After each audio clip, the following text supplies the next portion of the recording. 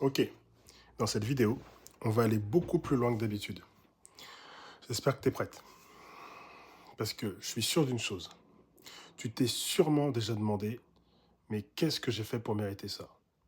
Pourquoi moi? Pourquoi cette violence? Pourquoi cette histoire-là? Et si la vraie question, ce n'était pas pourquoi moi, mais pourquoi maintenant? D'un point de vue concret, cette relation, tu ne l'as pas choisie. Tu ne t'es pas dit un jour, tiens, si je me faisais manipuler, isoler, détruire un petit peu violenté.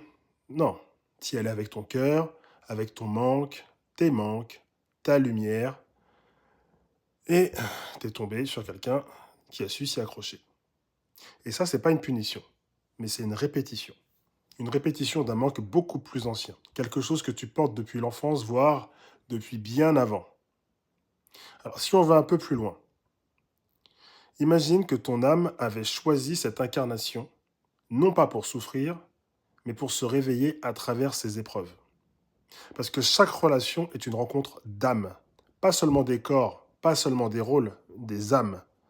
Et parfois, ces âmes-là se reconnaissent dans leur chaos. Le pervers narcissique ne vient pas par hasard. Il vient réveiller une blessure que tu ne pouvais plus continuer à ignorer. Et toi, tu viens aussi lui refléter ce qu'il refuse de voir en lui. En clair, chacun vient jouer son rôle dans un grand théâtre invisible. Donc, quand tu regardes autour de toi, tu vois bien que personne n'est épargné. Les couples parfaits, ça existe rarement. Beaucoup de gens traversent des trahisons, des abus, des silences, des ruptures intérieures.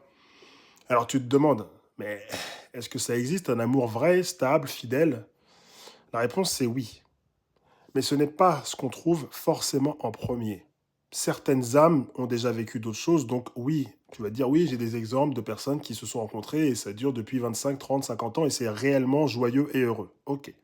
Mais la réalité, c'est ce qu'on construit quand on a nettoyé ses fondations. Et ça demande du courage, de la clarté, du temps, et parfois un passage par le feu. Donc, tu n'as pas été choisi parce que tu es faible, tu as été choisi par ton âme, parce que c'est maintenant, parce que c'est le moment de voir, de ressentir et de changer de trajectoire. Tu n'es pas cassé, tu es en initiation. Alors, la vraie question, ce n'est pas pourquoi moi, mais qu'est-ce que je vais faire maintenant que je sais? Parce qu'une fois que tu vois, tu peux plus faire semblant. Et c'est là que ça commence la vraie libération. Pas pour fuir, mais pour te retrouver.